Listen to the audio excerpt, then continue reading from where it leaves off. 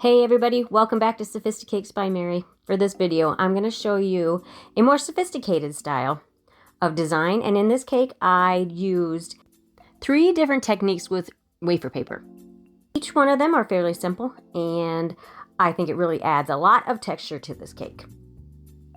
So first of all, we're going to go ahead and frost our pre-stacked and crumb-coated cake. I crumb-coated this cake with chocolate ganache, set it in the refrigerator to firm up for about 20 minutes, and then I am using my black buttercream to coat this cake. Now the way I get this black color is I use my regular American buttercream. I will attach a link to that recipe here. I just add some dark cocoa to it, and then I add some black food gel coloring. That way you avoid having the frosting have that bitter taste that you can sometimes get with a dark red or a dark black or any dark color of frosting.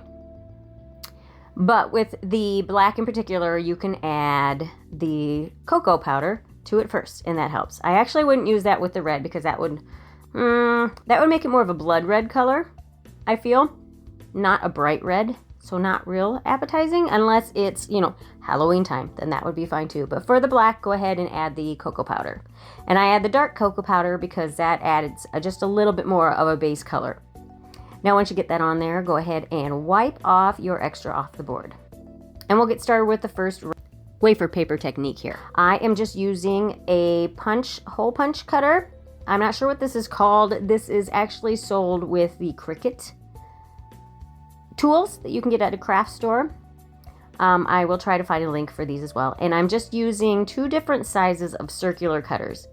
And I have 2 pieces of paper stacked on top of each other. And this is 0 grade wafer paper that I got online. I'm going to make these wafer paper spheres. And what I'm going to do is just go ahead and fold these pieces of wafer paper in half.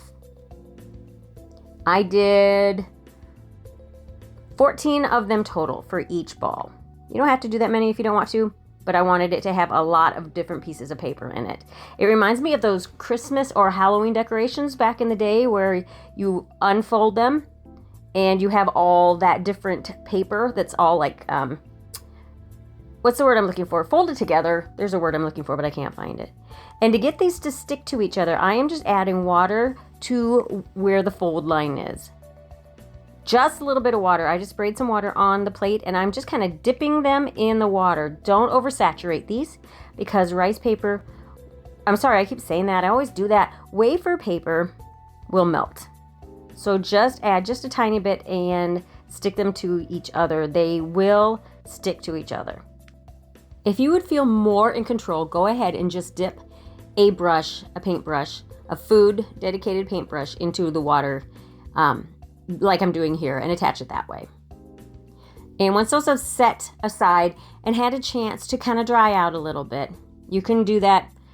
Leave it for maybe an hour up to overnight if you want to. I just went ahead and it reminds me of bookbinding, this end piece here.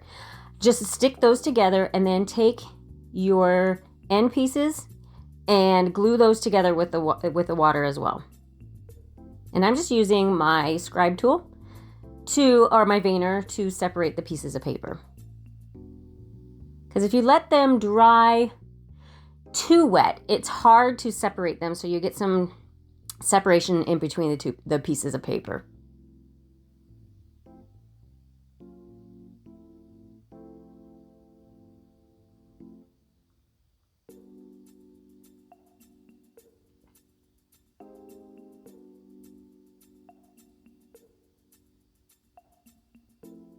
And there you go. There's your sphere. I did 2 of those, and then I also did this technique here. I didn't show you how I did it, but I will explain it to you. I just took those folded circles, and I just lined them up staggered like that. And I dipped them in the water just like I did before, but just adhere them kind of askew. And what you get when it dries is this kind of spiral technique, this spiral look. But then again, you do need to separate those pieces of paper with a scribe tool or a toothpick or whatever you prefer to use. so that they don't just dry in just like a one folded piece, if you know what I'm saying. And then to get these spheres to stick up from the cake, I went ahead and I used some floral wire. And I'm using, this is my scribe tool, to kind of pre-drill a hole through the middle. Do this very gently. You can tell I am not putting a lot of pressure on this in the hand that I'm holding it in.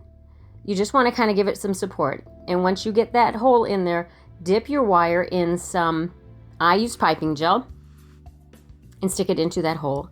And that will hold it together. You could also dip it in water if you want to. I don't know, I trust the piping gel for this technique a little bit better. And just set those aside to dry until you are ready to use them.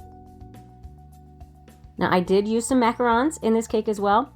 They were not the color I wanted, so I just went ahead and I used some black airbrush color, and I am just airbrushing that on. Now, I would say that that does add a little bit of a bitter taste to them.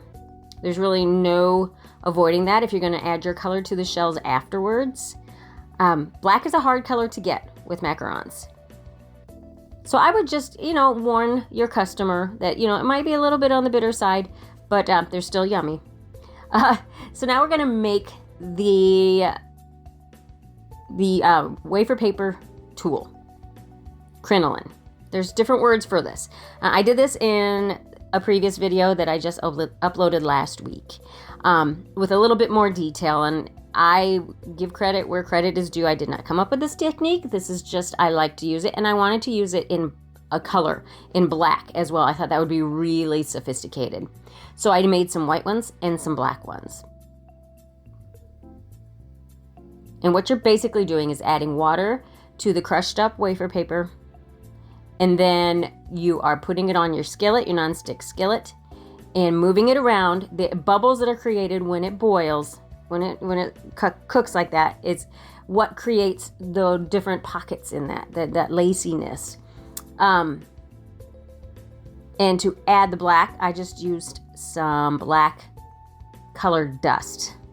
I didn't want to use colored gels because I've heard that makes it stick to your sauce, your pan here.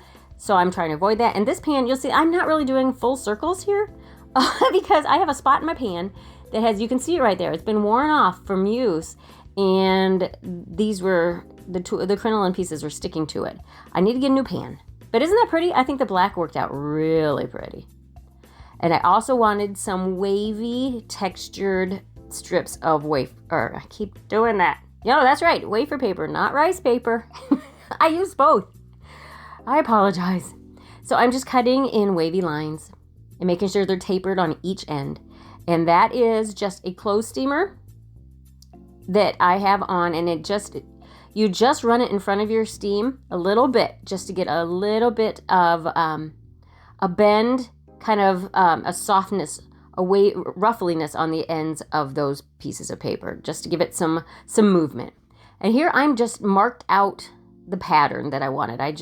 This cake had been in the refrigerator for probably a good hour, and I just used that tool to mark out where I wanted to place these. That's a good tool to use, a little hint. When you're a little unsure on where to put things and you have an image in your head, or you have it written down on sketched out on a piece of paper, sketch it out on the cake. Makes things a little easier.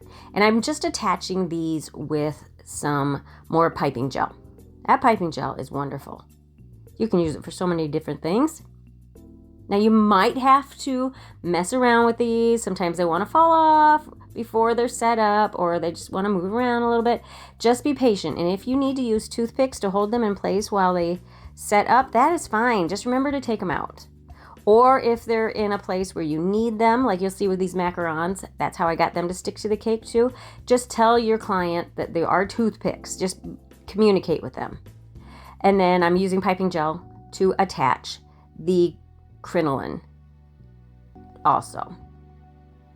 Now this is another place where you might have to use some toothpicks to hold them in place until it sets up. Just kind of I just wanted to tuck them in here and there. I wanted a mixture of my different textures. And I think this design really accomplished that. And then I'm just sticking in those spheres on the top. And tucking in some more of that crinoline, it just in throughout the other more solid pieces of rice paper. There I go. Wafer paper. I will never not say that. Please be patient with me. And here's where I just had stuck some toothpicks in, and then I stuck the macarons onto the toothpicks. Not that bottom one, I didn't need it because it was just stuck to the side of the cake because of the positioning of it. But there you go. See a little toothpick in there, and then stick it into the filling. You could add some buttercream behind it if you need to get it to stick better with that also. It worked out. For some reason this time I didn't need to. Maybe there was a little residual piping gel that was holding them on. I'm not sure. That wasn't intentional, but I didn't need to use anything else. And then I just added a final little touch of some dragées. These are black and some pearl and some gold. They're just a mix, dragée mix that I found at, I'm not sure if it was Hobby Lobby or Michael's. I'm not sure. I will do some research and try to find that for you. And I did use a little bit of piping gel here and there to get them to stick. But in general, once it starts to get some condensation from coming out of the fridge, you don't usually always need to do that. So there she is, all done. I think she's very sophisticated, and I love all the different textures that I was able to achieve with the different wafer paper techniques. So thank you guys so much for taking the time to watch my video. And if you'd like to watch some other videos, go ahead and click on the link to one of these other videos shown here. And if you would like to check out my other social media, I am on Facebook and Instagram under the same name, Sophisticakes by Mary. And please take the time to share, like, subscribe, and hit the notification bell so that you know when I upload another video. Thank you so much, and we'll catch you on the next tutorial.